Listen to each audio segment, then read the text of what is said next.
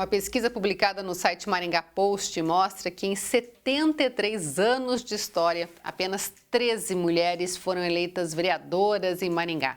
É fato que existem mais candidaturas de homens que de mulheres, mas por que será que isso acontece? Sobre esse assunto, a gente bate um papo agora com o cientista político Tiago Valenciano. Tudo bem, Tiago? Tudo bom, Elaine? Tudo jóia. É claro que, historicamente, antes mulher não podia nem votar, né? Quanto mais se candidatar. Você acredita que isso tem um peso muito grande na história? Ah, sim, com certeza, né, Elaine? O voto feminino entrou no Brasil, de fato, em 1932. Quer dizer, a gente não tem nem 100 anos que as mulheres podem votar no Brasil. E ainda com uma participação política muito aquém daquilo que o espaço que as próprias mulheres merecem e têm direito na política brasileira. O fato é que aqui em Maringá, conforme a chamada da entrevista, nós só tivemos pouquíssimas mulheres assumindo nessa legislatura agora. A professora Vilma, que é suplente, ficou por poucos dias na Câmara. 15 homens, faz tanto tempo que a gente não via assim, uma legislatura somente com homens. E, inclusive, surgiu um movimento recentemente na cidade para tentar colocar mais mulheres na Câmara Municipal. E a participação política começa na vereança, né? Não tem como você iniciar uma carreira política fora desse universo de vereador, que é o político mais próximo da comunidade. Então é interessante a gente ver esse tipo de movimento crescendo, porque Maringá, historicamente, não tem uma quantidade muito grande de mulheres no parlamento, assim como na Câmara dos Deputados, e o índice nacional não é satisfatório, mas a gente vê com bons olhos, porque, de fato, o olhar feminino para a política é bem diferente do olhar masculino. É um olhar totalmente diferenciado. As mulheres olham com mais cuidado, veem os detalhes, se atém a questões que os homens às vezes não enxergam. Então é importante a gente salientar a presença da mulher na política e candidaturas que têm um peso, que tenham voz, vez e força para chegar na vitória. Você acredita que o machismo tem a ver um pouco com essa coisa de as mulheres não terem se colocado à disposição para se tornarem vereadoras?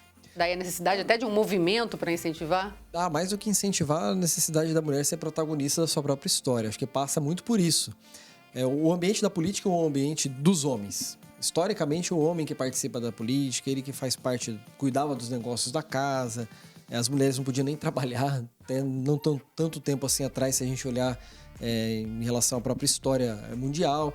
E a gente vê que, de fato, esse ambiente político muito presente dos homens fez com que a mulher se afastasse. E até mesmo frases machistas, colocando a mulher em locais que ela, às vezes, não escolheu estar lá, ou às vezes não sendo o local dela de fala. E isso fez com que as mulheres ficassem aquém da participação política. Se a gente olhar o índice histórico da Câmara dos Deputados, que é aquilo que é medido para qualquer contestação ou análise em relação a parlamentos mundiais, na Câmara dos Deputados esse índice de participação feminina nunca passou de 10%, quer dizer, muito pouco. O Brasil está no ranking 158 da quantidade de mulheres de parlamento no mundo todo. São mais de 200 países do mundo, o Brasil ocupa a posição 158, quer dizer, é mínima a participação das mulheres. Falta ainda muita mulher entrando na política e principalmente se colocando com projetos sólidos, né? Muitas vezes as pessoas perguntam: Tiago, por que a mulher não ganha eleição para vereador?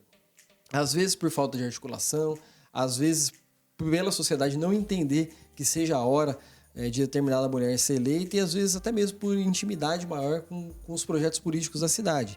Então, quanto mais existirem esses movimentos, mais as mulheres vão estar a par da situação da política local e, consequentemente, tendo mais chance de serem eleitas. Você falou aí da posição do Brasil diante do mundo.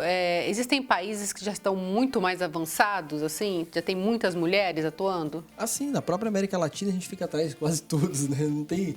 Infelizmente, quando a gente fala desses índices, o Brasil sempre fica atrás de todos, né? De participação política, de índice de democracia, índice das mulheres na política, a gente sempre está ficando atrás, né? Aí muitas pessoas podem contestar que recentemente diversas mulheres ocuparam a chefia do Poder Executivo ou como primeira-ministra em alguns países do mundo. Aqui mesmo a gente teve uma presidente da República ficando 6 anos e meio aí no poder. Ótimo, excelente.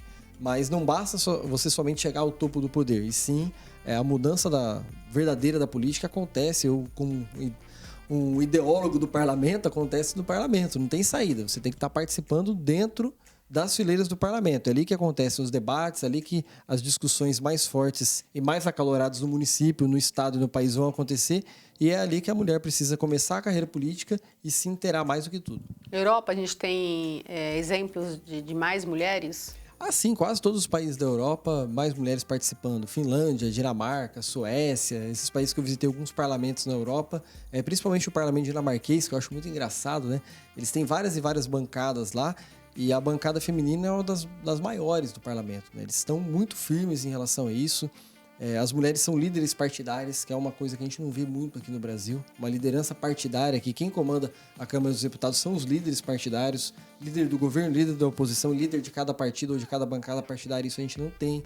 Então a gente precisa sim, mais do que ter a voz somente da rede social daquelas que chegam lá, mas também ocupar esses postos de destaque, porque são esses postos que vão definir uma discussão orçamentária, que vai definir a orientação de uma bancada em relação à votação de determinado projeto, que vai definir até o próprio fundo partidário, que é tão criticado, mas essencial em alguns casos para a eleição. Então, é nesses pontos estratégicos que a gente espera que as mulheres ocupem mais espaço. Você acredita que no Brasil um dos motivos pode estar relacionado também à falta de credibilidade à política? Acho que não necessariamente, né? Assim, a credibilidade da política em si é péssima no Brasil historicamente. As pessoas, infelizmente, atiram a pedra, mas esquecem de participar, que é uma tecla que eu venho batendo com frequência. Mas existe essa falta de estímulo dos partidos políticos e esse próprio ambiente voltado para muitos homens dentro da política. Se você pretende disputar uma eleição, se você candidatar a vereadora ou a vereadora em qualquer município, que esse ano é a eleição municipal, e você quer entrar no partido político, você vai numa reunião, uma mulher, só vai encontrar homens lá. Só vai ter homens na direção partidária, homens comandando, homens definindo como vai ser o futuro do próprio partido político.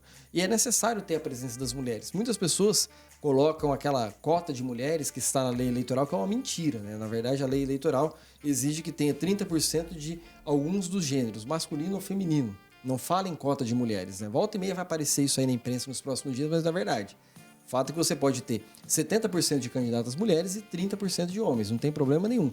Só que, historicamente, essa cota tem sido preenchida por mulheres e, o pior de tudo, por mulheres que impressam o nome, são chamadas candidatas laranjas, né? Dão o nome lá, o partido finge que eu disputei a eleição, eu finjo que eu estou ali fazendo uma campanha. Afinal das contas, se você pegar a lista das menos votadas, sempre vão ser as mulheres. De 200 candidatos a vereador, por exemplo, que disputam a eleição em Maringá, 250, os últimos sempre vão ser as mulheres. Por quê? Muitas laranjas que só colocam o nome à disposição do partido não fazem a campanha de verdade. Então a Justiça Eleitoral tem combatido isso, tem ido para cima, tem aplicado multas pesadas, tem processado os partidos que praticam essa coisa horrível, né, que não é muito bom para a própria democracia. Então eles, graças ao trabalho da Justiça Eleitoral, a gente vê uma atuação mais firme em relação a esse tipo de conduta. Agora, Thiago, é preciso até, inclusive, que essas mulheres não cedam a isso, né? Não emprestem o nome, não queiram participar como laranjas de uma situação como essa, né? Assim, até porque com a própria legislação diz, se a gente tiver uma mulher disputando a eleição, você vai ter que precisar de 2 homens, ou de a cada 2 homens você precisa de uma mulher, nessa prática do 70-30 que é utilizado até hoje. Então, não tem como você deixar a mulher fora da participação política, e quem ceder vai estar sujeito a essa regra do jogo. Às vezes você vai estar elegendo um candidato que você não queria que fosse eleito, só porque você emprestou o seu nome, colocou a sua boa vontade ou ganhou alguma coisa por fora, que é pior ainda, né? Que é pior ainda, para poder fazer uma participação política que não vai te levar a lugar nenhum. O que acontece com essa pessoa que faz isso e é descoberto? Sim, a Justiça Eleitoral tem deixado inelegível, né? Você não tem título de eleitor cancelado, não pode participar de concursos, enfim, várias e várias sanções, além das multas eleitorais que são muito pesadas, né? A multa eleitoral ela é paga, depois você recorre, você tem que depositar em juízo, a maioria das multas, né? Então a legislação eleitoral tem sido cada vez mais severa em relação a isso. Isso é muito bom, que proíbe esse tipo de prática e faz com que, de fato, a mulher interessada participe mesmo da política. E vai além disso, né, Thiago? Não é pela multa, não é por mais... pelo protagonismo mesmo que você havia falado no início da entrevista, né? Da importância desse protagonismo feminino, né? Exatamente. Não só da importância, mas também olhar para a coisa pública de uma maneira diferente nesses cargos que parecem subrepresentados. A gente vê aí ex-presidente da República sendo mulher, ex-governador do estado aqui do Paraná também. Tá, mas isso significou o quê? Uma passagem. E a construção que as mulheres podem deixar no parlamento. Essa que é a mais importante, ou nas secretarias municipais, isso vai ficando de lado. E a gente tem a falsa ideia de que chegou uma mulher no topo do Poder Executivo e está resolvido o problema. E não é, isso é passageiro. A mudança na política ela acontece ao longo dos anos e não somente com um período de 4 anos.